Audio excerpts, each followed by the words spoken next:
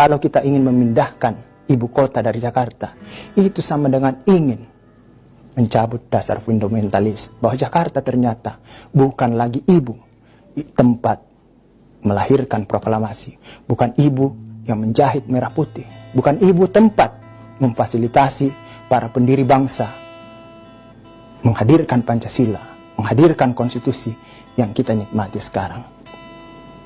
Sahabat konstitusi, dimanapun berada, inilah hal yang perlu kita pahami tentang pemindahan ibu kota.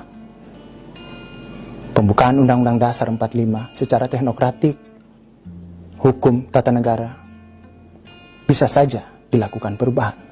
Tapi nilai-nilai fundamental pembukaan itu kita semua tidak berani, bahkan tidak mampu untuk mengubah berdasarkan hati kita. Meski seluruh kekuatan partai politik di MPR sepakat untuk melakukan perubahan, tapi kita semua tidak mampu dan tidak punya daya secara filosofis fundamental untuk melakukan itu. Dan nilai tentang pembukaan filosofis fundamental itu sesungguhnya sama dengan ketika kita melekatkan Jakarta sebagai ibu kota negara.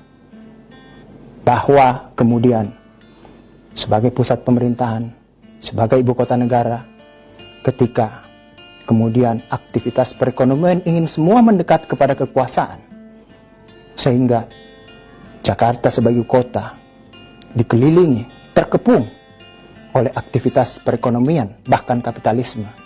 Tidak berarti negara atau kekuasaan harus menyingkir, bahkan mengungsi ke daerah lain, kemudian mencabut status Jakarta sebagai ibu yang menjahit merah putih, menjahit proklamasi, menjahit Undang-Undang Dasar 45, dan menyebarkan Pancasila di seluruh dunia, seperti apa yang dicita-citakan oleh Bung Karno, proklamator kemerdekaan kita.